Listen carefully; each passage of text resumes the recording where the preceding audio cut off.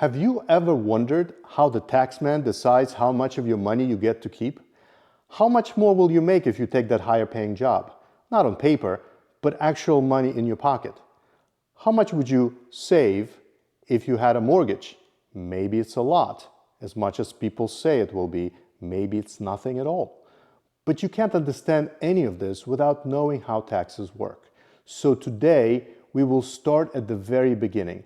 I will start with a very simple example and a very common misunderstanding that most people have. Then I will show you how it actually works. This is Bob. Bob makes $100,000 a year. He's doing okay. But how much does he actually get to keep? The truth is, Bob will pay many different taxes. Taxes to his state, to his city, taxes to support Social Security. But by far the biggest tax is to Uncle Sam, the federal tax collected by the IRS. Now, IRS has this nifty scale to decide how much taxes to charge depending on how much you make. I drew this scale here with some approximate rounded numbers to keep things simple. These numbers go up slightly every year, but as of 2025, we have the following ranges called brackets. We have 0 to 12,000, 12,000 to 48,000, and so on. Basically, the more money you make, the higher percentage of your income you'll pay in taxes. Simple enough. But here's what most people get wrong. If Bob made $100,000 this year, what they usually do is they find where $100,000 fits on the scale. So they basically just want to put it all into this area and say, clearly, 100,000 is between these two numbers, so he'll pay 22% or 22 cents on every dollar. In this case, $22,000 in taxes, right? Well, actually, not exactly. This is a very common misconception. Fortunately, Bob will not pay 22% of his salary in taxes. He'll pay 22% on some part of it. But the good news is, he will only pay less than about $14,000, and here's why. You see, the IRS gives everyone a break. No matter how much money you made, they will let you avoid paying taxes on some portion of it. They will basically pretend that you made $15,000 less than you actually did. And if you are a married couple, two people working, that's $30,000 less. Although again, it's not always a nice round number, and it usually goes up every year. And that's a great deal. And it's available to everyone. It's a standard feature of our tax code. Think of it as a standard feature on a car. It comes with it by default. Everybody gets it. And I keep using the word standard because it's literally called a standard deduction. So before calculating taxes, we can deduct these $15,000 and give it to Bob tax-free, and he will only pay taxes on the remaining $85,000. In future videos, we'll talk about how some people can do better than that, but in this case, we'll keep things simple.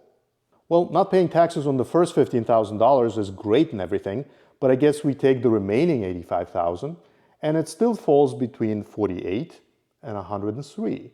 So I guess we just put it here and we pay 22% on these $85,000, which is about $18,700, right?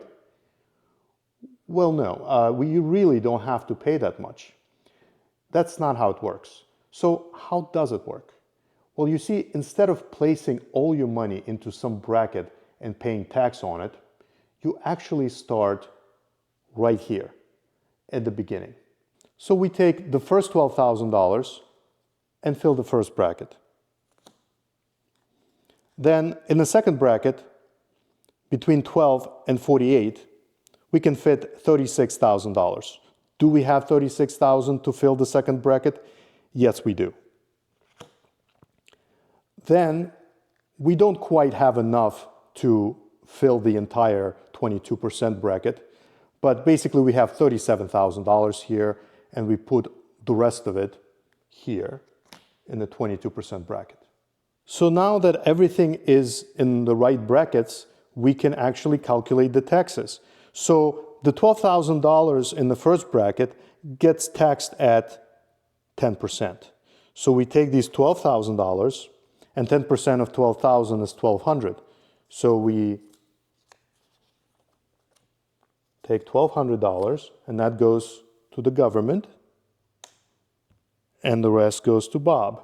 Then we take $36,000 in the second bracket, and we're going to pay 12% on that. So 12% on 36,000 is $4,320. So that goes to the government. This is for Bob. And then we're going to pay 22% on the remaining money.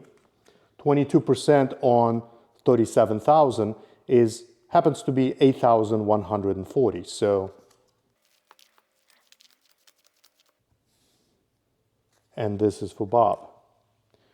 So basically, if we now add up $1,200 from this bracket, $4,320 from this bracket, $8,140 from this bracket, Bob is going to pay about $13,660, or a little bit more than half of what we originally thought he would have to pay.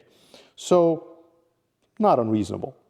Now, in this simple example, Bob is single, but if he was married, his spouse would also get a $15,000 standard deduction, and these tax brackets would be twice as big. So all of their income would be added up together and treated as one big income, so to speak. And they would pay 10% on the first $24,000. They would pay 12% from $24,000 to $96,000, and so on. Again, these numbers are not exact. They change slightly every year, but that's at its core how tax brackets work. It's not rocket science, but it's essential to understand so many topics that I decided to start with this. Obviously, there will be many more tax-related videos, and we are just scratching the surface here, but it's a start. Many people are eager to jump into investing and other fun stuff, but believe me, without having a good handle on tax basics, more advanced discussions are often meaningless. So don't skip these. So today we took a very important step in understanding how taxes work. There is certainly more to it. In future videos, we'll explore how you may be able to do better than $15,000 standard deduction, how things change if you get married, if you have children, but it all starts here and builds on this foundation. Now, just a quick reminder, I do my best to ensure that information presented here is accurate. Having said that, I'm just a regular guy sharing what I know to the best of my knowledge. This is just for fun and definitely not a financial advice. If you find any inaccuracies, please let me know in the comments. If you have any idea for future topics, please let me know as well. Be sure to subscribe and select all notifications so you don't miss my next video.